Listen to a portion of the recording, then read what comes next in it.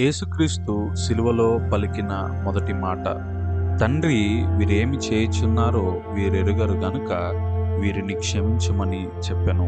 లూకాసు వార్త 23వ అధ్యాయం 34వ వచనం.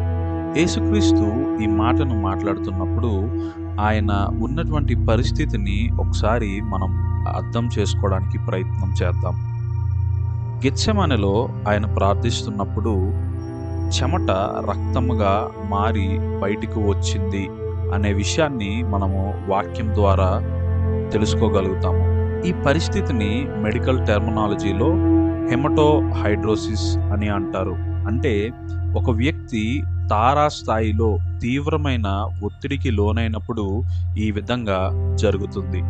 అలాగే యేసు ప్రభువుని అప్పటి వరకు వెంబడించినటువంటి శిష్యులు ఆయనని ఒంటరిగా వదిలేసి వెళ్ళిపోవడాన్ని మనము వాక్యము ద్వారా తెలుసుకోవచ్చు. ఇంకా యేసు ప్రభువు అప్పటికే చాలా దెబ్బలు తినడాన్ని మనము వాక్యం ద్వారా తెలుసుకోవచ్చు. దీని వలన ఆయనకు తీవ్రమైనటువంటి రక్తస్రావం కలిగి ఉండవచ్చు. అలాగే యేసు ప్రభువుకి రాత్రంతా కూడా నిద్ర లేదు. ఎందుకనంటే ఆయన్ను అరెస్ట్ చేసిన తర్వాత ప్రధాన యాజకుని దగ్గరికి, అలాగే పిలాతు దగ్గరికి రాత్రంతా కూడా తిప్పుతానే ఉన్నారు. దీని వలన యేసుక్రీస్తుకి రాత్రంతా కూడా నిద్ర లేదు.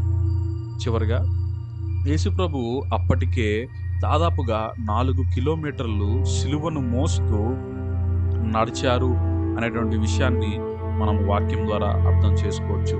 ఇలాంటి తీవ్రమైన నొప్పిని, బాధను ఎదుర్కొంటున్నటువంటి పరిస్థితుల్లో కూడా తన యొక్క హింసకు కారణమైన వారిని జ్ఞాపకము చేసుకుంటూ క్షమించమని తండ్రి అయిన దేవునికి యేసయ్య ప్రార్థించడాన్ని మనము అర్థం చేసుకోవచ్చు.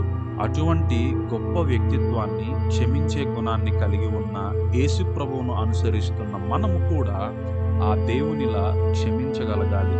అటువంటి క్షమాగుణం మనము కలిగి ఉండాలి. ఈ మాటను వింటున్న మీలో ఎవరికైనా సరే మీ కుటుంబ సభ్యులతో కానీ, మీ బంధువులతో కానీ, మీ స్నేహితులతో కానీ, మీ ఇరుగు పొరుగు వారితో కానీ ఏదైనా గొడవ కానీ, శత్రుత్వం కానీ ఉన్నట్లయితే యేసయ్య క్షమించిన రీతిగా మనము కూడా వారిని క్షమిద్దాం. క్రీస్తుని పోలి నడుద్దాం.